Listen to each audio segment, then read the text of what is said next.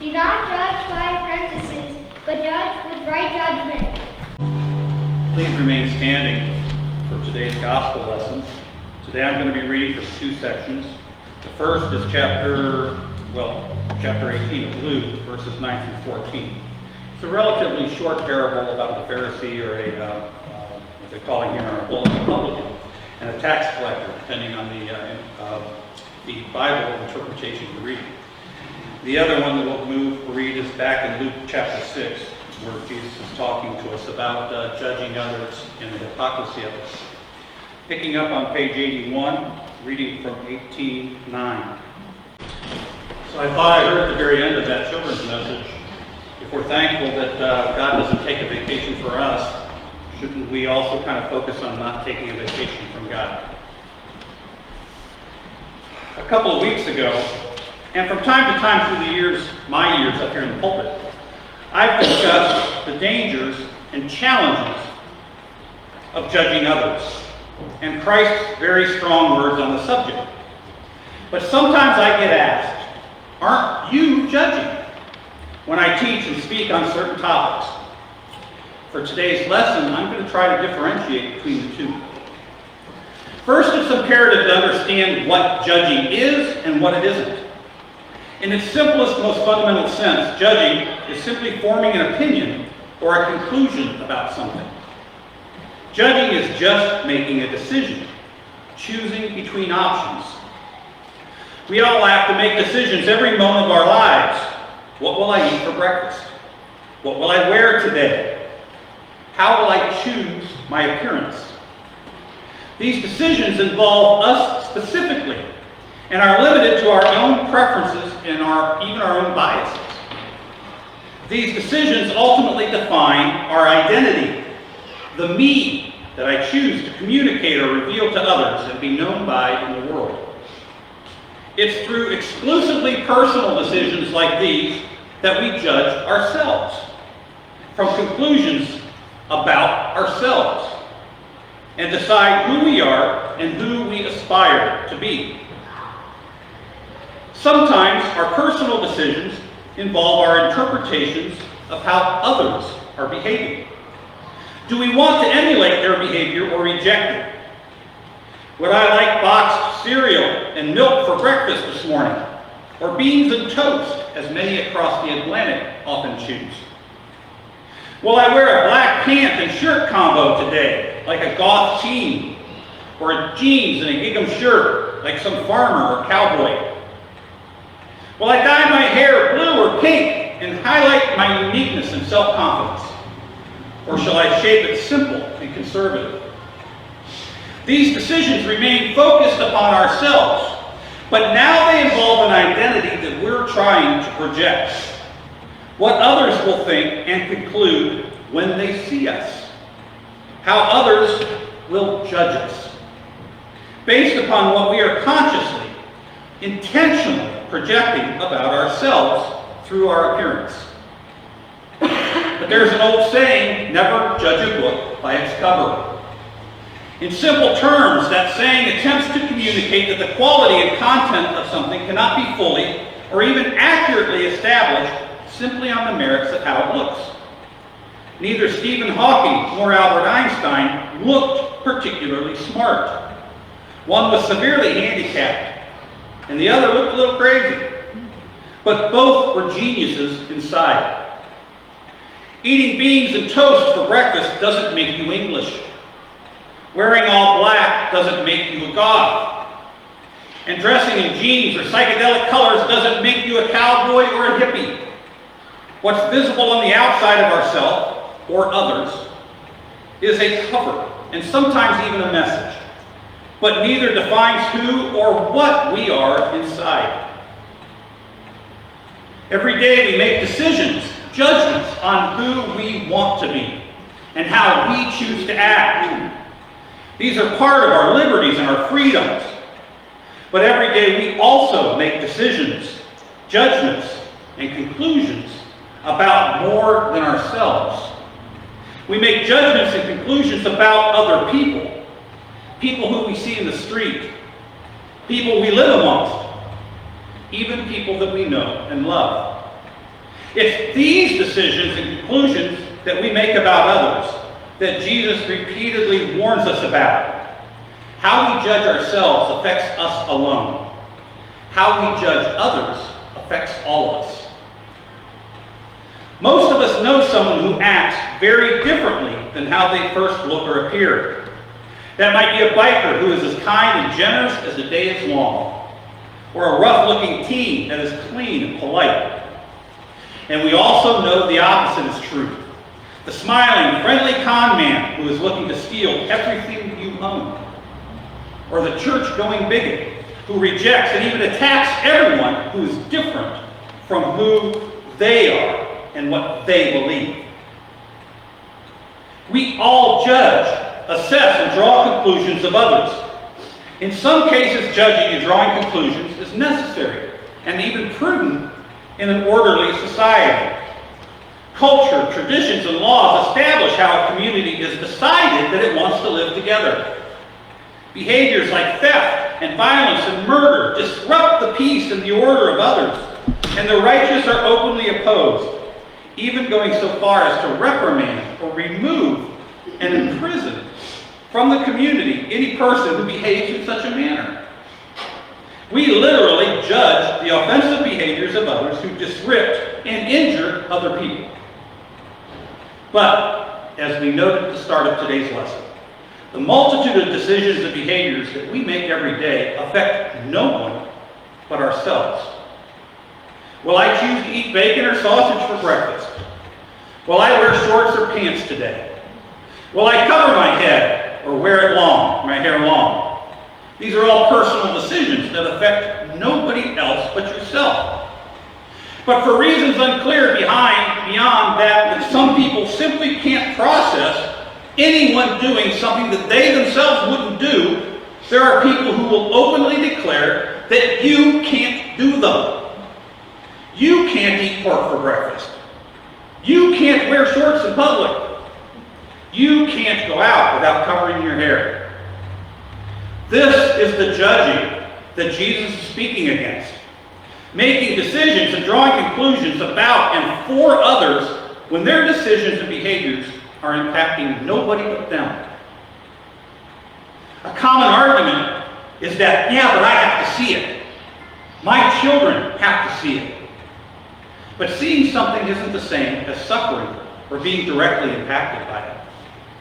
Like the adage we teach our children, sticks and stones can break our bones, but words can never hurt me. We actually know that words can hurt us emotionally, but only if we let them. As Eleanor Roosevelt once noted, no one can make us feel inferior without our permission. We once had laws that prohibited cursing in public. Remember George Carlin getting arrested for saying 7 words once considered illegal. But today we can ride to school and see political signs that openly use words and language that were once considered too offensive to even print or broadcast. Jesus gave us a clue when judging others. You will know them by their fruits. Times have changed, and many words and behaviors once considered illegal are no longer so. Today we can raise them on a flagpole without consequences. We're left to teach our children that those words and behaviors aren't the kinds of words or behaviors that we want to live by, regardless of what other people are doing. Just as we always had to do and teach before. Some would suggest that the world was actually a better place back then, when there were laws against saying things that offended other people, when you couldn't do things that offended others. But was it really better? During that same time, women in the workplace offended other people, as did women wearing pants. Blacks and natives acting like equals to whites offended some people. Jews and Catholics and Muslims offended others. Interracial marriage offended people. Lifestyles like divorce and living together outside of marriage offended others. The list of what offended others went well beyond what people declared as sins. They included anything that was outside what the person who was so offended had deemed normal or acceptable for other people to be doing. Change, while frightening to some, is necessary if we're going to learn and grow as Americans and as Christians and as individuals. The deeper question is, why are they, or are you for that matter, offended at all? And even if you think you have a reason to be angry, why do you feel the need to force others to accommodate your preferences and your choices? In John 16, Jesus warns us of people like these. I have said these things to you to keep you from falling away. They will put you out of the synagogues. Indeed, an hour is coming when those who kill you will think that by doing so they are offering worship to God. And they will do this because they have not known the Father nor me. But I have said these things to you so that when their hour comes, you may remember that I told you about it. The past is often remembered fondly, but history, in hindsight, also has an ability to judge without the lens of fear and emotion. The South railed against the abolishment of slavery, and later even equal rights for people of color. But in the cold, reasoned lens of 2024, their opposition appears not only flawed, but shameful. We're a generation away from the realization of equal rights for women. And while we're not quite all the way there yet, is there anybody who really wants to return to pre-1930s beliefs and behaviors regarding women? Or for any minority for that matter? I'd much rather be alive today trying to navigate life than 50 or even 100 years ago. Why was anyone offended by who someone else chose to love?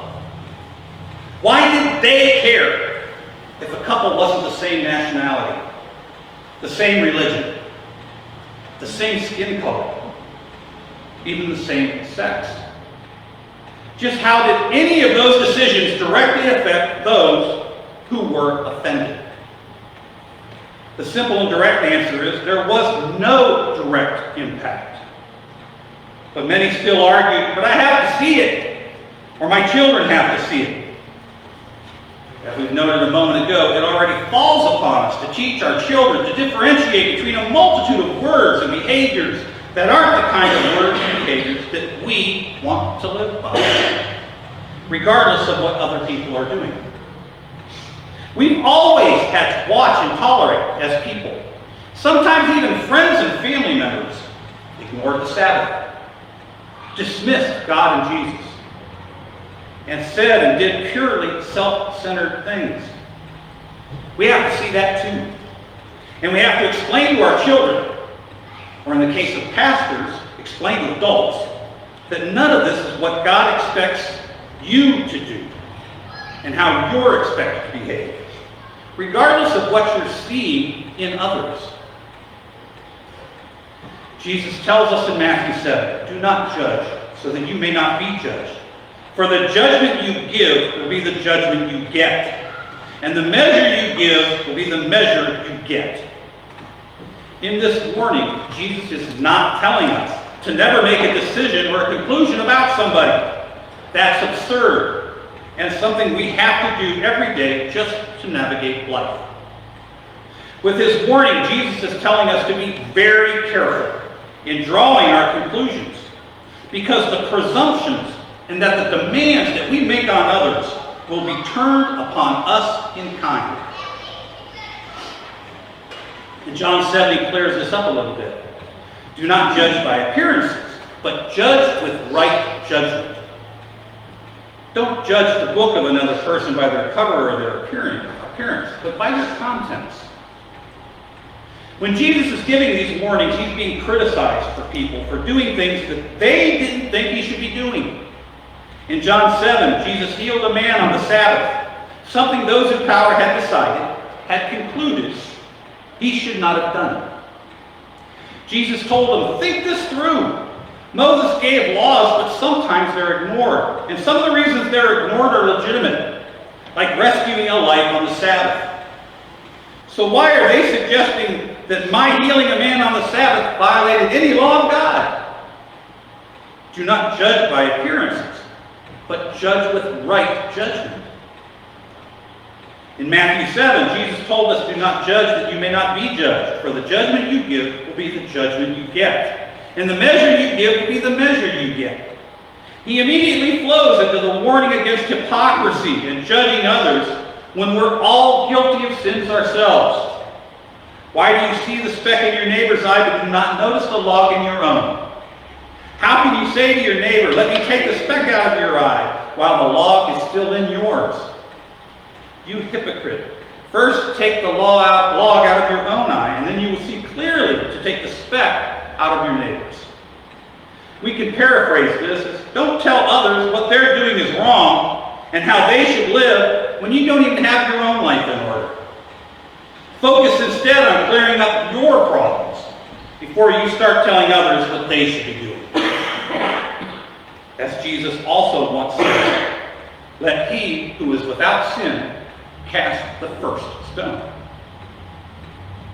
We know this problem, this hypocrisy, has never gone away. The religious leaders of the time judged and murdered Jesus, telling themselves all the while they were defending and protecting God, but actually defending and protecting their own egos and worldly privileges.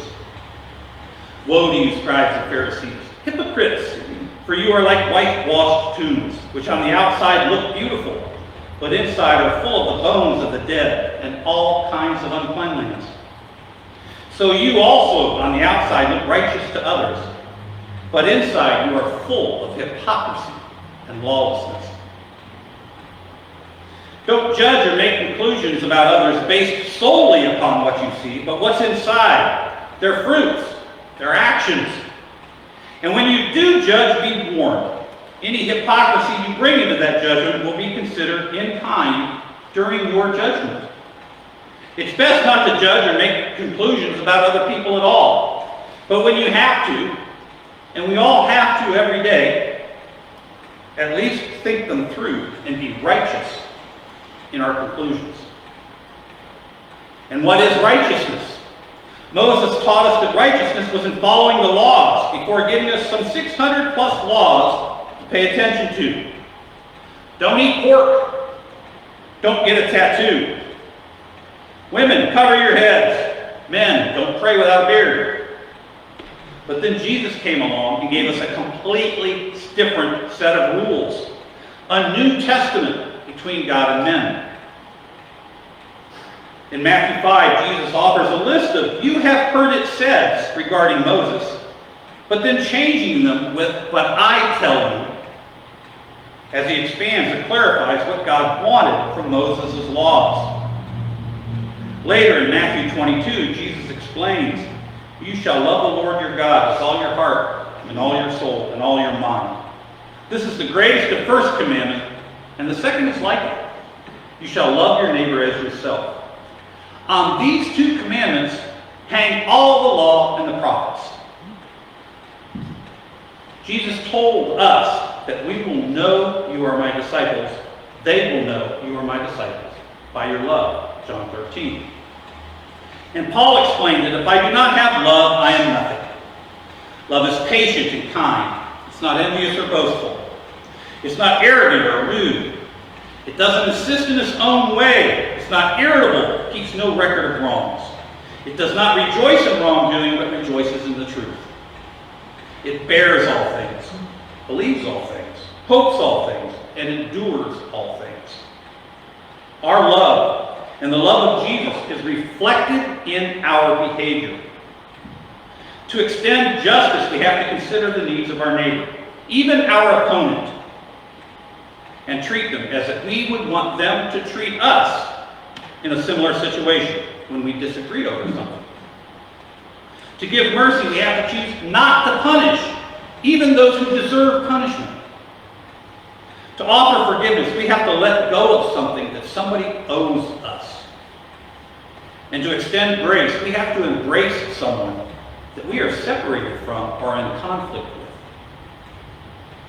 Justice, mercy, forgiveness, and grace. 4 things Jesus tells us we can expect to receive in exactly the same manner as we gave them to other people. For with the judgment you make, you will be judged. If you judge others solely upon how things look, with no interest or concern for what's inside, then you will be judged accordingly, on your actions alone, with no interest or concern for your motives or intentions, just as you did it to others, to the least of them, so you did it to me. As you stone others, even those who deserve to be stoned, so too shall you be stoned for the punishments you deserve, rather than receiving the mercy, forgiveness, and grace you are hoping for, but chose not to give in your life. For the judgment you give will be the judgment you get, and the measure you give will be the measure you get. You don't have to agree on everything, even something that you don't like. You don't have to do any of the things other people have chosen to do. And that's a good thing, because a lot of people are choosing the world over God every day. But when you're deciding how you want to respond to things other people are doing, Jesus warns us to be exceedingly careful. If their actions are personal, directly affecting only themselves, then we have no right, no spiritual or worldly right, to declare what they should have to do with their lives and their decisions. Instead, we're to treat them as we would want them to treat us, so that we can live a life of justice, mercy, and grace together, giving and receiving each from the other. Because if we don't, the judgment we give will be the judgment we get, and the measure we give will be the measure we get. History will judge us pretty much as God will judge us. How did we, you and I, behave during our conflicts and our disagreements? What fruits did we bring to the conversation? The fruits of the world or the fruits of the Spirit? What are we arguing over today? Reproductive rights, alternative lifestyles, freedom for some or for all, rights for some or for all? Are we clinging in fear and anger to a past that we remember working just fine for us, even if it wasn't quite fair and just for everybody else? Or are we working in love and faith to gain and protect rights and freedoms for everybody, even people that we disagree with, even people that we don't like, even sinners? Woe to you, scribes and Pharisees, hypocrites, for you tithe mint and dill and cumin, and have neglected the weightier matters of the law, justice and mercy and faith. It's these you ought to have practiced without neglecting the others. Which side of that judgment do you want to be on when Jesus examines your thoughts and actions during and about these conflicts? Do you want to base your defense on, I was afraid, but they were sinning, but I was defending your word? How do you want to be judged? Because you're going to be judged as you judge those others. The words of Jesus can be very reassuring to some, but they can be a terrible warning to others. Hear these words of our Lord and our Judge. Not everyone who says to me, Lord, Lord, will enter into the kingdom, but those who do the will of my Father.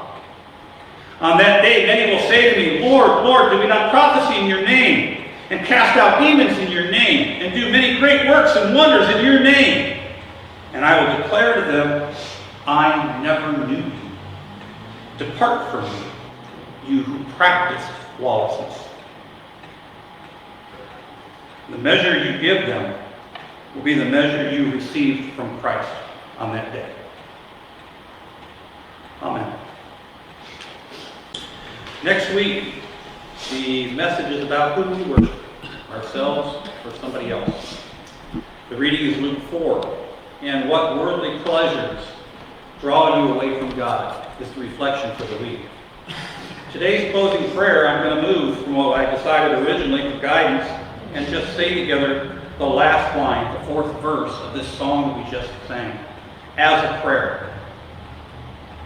Lord, for today's encounters with all who are in need, who hunger for acceptance, for righteousness and bread, we need new eyes to see, new hands for holding on. Renew us with your Spirit, Lord, free us and make us one. I'm Dan Thaxton, and I'm the pastor here in New Lebanon. I hope you found today's video interesting, educational, and maybe even a little intriguing. And if you did, I'd like you to consider please pressing the like button on your screen, as that will help other people who are looking for similar and related quality content to find information like this as you have. Also, if you're willing, our church is completely voluntary. I have no salary and we pay no payroll. So if you would be willing to offer or make an offering, it would be very much appreciated. And that offering will go primarily to either mission and outreach activities or towards daily operating expenses like internet and electricity. With that, thank you for watching. I hope that we will see you in a future video, and I wish you all a blessed good day.